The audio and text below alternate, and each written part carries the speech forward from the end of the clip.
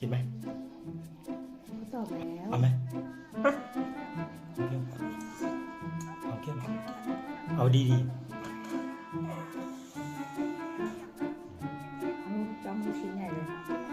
จ้อง ๆเอาดี